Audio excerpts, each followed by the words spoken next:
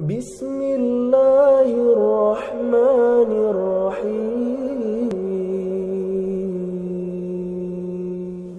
Assalamualaikum warahmatullahi wabarakatuh. Kembali lagi bersama Ustadz Udin dalam pembelajaran Qiraati Jilid 5. Pada hari ini kita akan belajar Jilid 5 halaman 15. Sebelumnya, bagaimana kabar anak-anak sekalian? Alhamdulillah, sehat selalu, tetap semangat pastinya. Baik, pada pembelajaran kali ini pada halaman 15 jilid 5, silakan anak-anak bisa diambil jilidnya, kita belajar bersama. Sudah diambil? Mari kita mulai pembelajaran pada kali ini. Pada pokok pembahasan kali ini yaitu masih sama dengan pokok pembahasan pada halaman sebelumnya, yaitu halaman 14, di mana setiap mim sukun itu ketika bertemu huruf ba maka ada dengungnya, ditekan ya, jadi tidak langsung. Nah, di halaman 15 ini masih sama pokok pembahasannya, yaitu ketika ada mim sukun bertemu ba maka dengung. Jadi tidak boleh cepat-cepat ketika membaca mim sukun bertemu ba. Mari disimak bersama-sama Ustadz bacakan pada halaman 15 jilid 5. Sebelumnya kita baca dulu ta'awudz dan basmalah bersama-sama. A'udzu billahi minasy syaithanir rajim. Bismillahirrahmanirrahim. Dilihat, diperhatikan pada baris pertama. Inna rabbahum bihim yawma idil khabir. Ingat, di situ ada mim sukun bertemu ba dan ada mim sukun bertemu ya. Jadi ada bedanya. Ketika bertemu ba itu dengung agak lama. Ketika bertemu mim sukun bertemu ya itu tidak dengung. Kemudian di akhir kalimat ada tanda lingkaran, itu harus berhenti. Jadi huruf terakhirnya dimatikan atau disukunkan. Ustadz ulangi pada baris pertama, silakan diperhatikan kembali. Inna rabbahum bihim yawma idil khabir. Selanjutnya pada baris yang kedua. Linursila alaihim hijaratan min tin. Di situ ada mim bertemu ha. Jelas, tidak boleh dengung, namun tidak boleh bernafas juga. Ingat, satu baris, satu nafas. Satu ulangi kembali, silakan diperhatikan. Linursila alaihim hijaratan min tin. Selanjutnya baris yang ketiga. Tarmihim bihijaratim min sijil.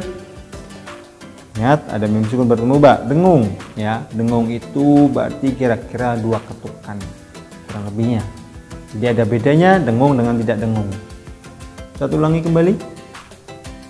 Tarmihim bihijaratim min sijil. Selanjutnya pada baris yang keempat. Innallaha la yuhibbu kulla mukhtalin fakhur. Di situ tidak ada mim sukunnya, jadi perlu diperhatikannya pada dengungnya nun sukun atau tanwin, seperti pada mukhtalin fa. Jadi kasroh tanwinnya bertemu fa, jadi di situ ada dengung dan menyamarkan tanwin. Satu ulangi kembali pada baris yang keempat, silakan diperhatikan. Innallaha la yuhibbu kulla mukhtalin fakhur.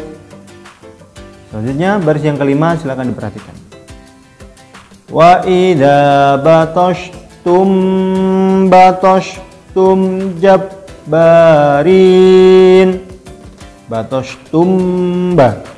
dengung, ditahan 2 ketukan kurang lebihnya.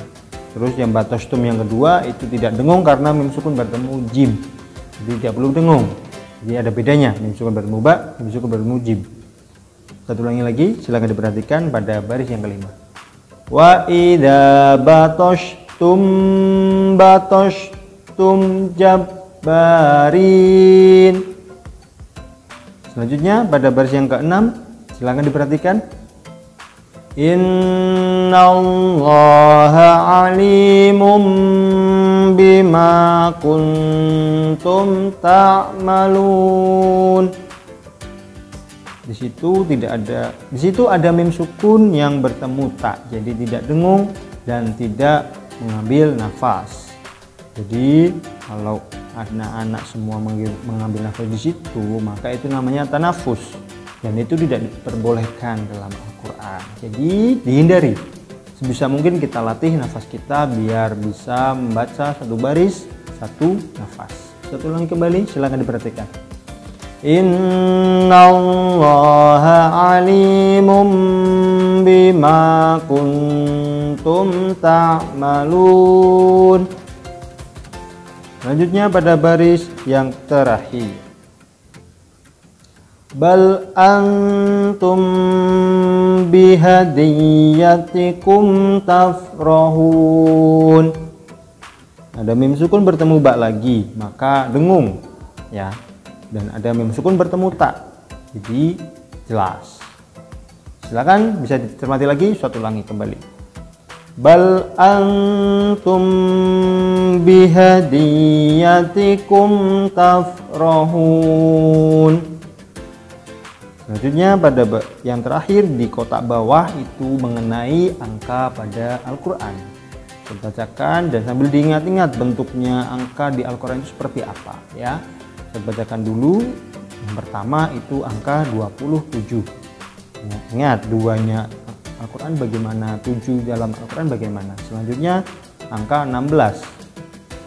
Kemudian angka 59. Kemudian angka 108. Nah, dalam Al-Quran jika 0 itu maka angka dalam Al-Qurannya adalah titik.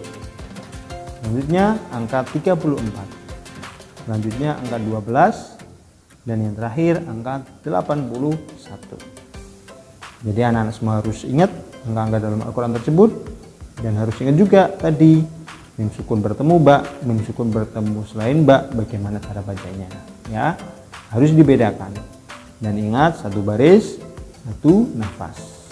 Silakan dicermati, silakan diulang-ulang apabila belum paham dalam membacanya. Ingat, kita harus sesuai dengan tajwid, kita harus sesuai dengan makhorijnya. Jadi agar bacaan kita sesuai, maka kita harus terus belajar. Perlu kalian ketahui bahwasanya rumah yang dibacakan Al-Quran itu akan memberikan keberkahan dan kebaikan bagi ahli rumah tersebut.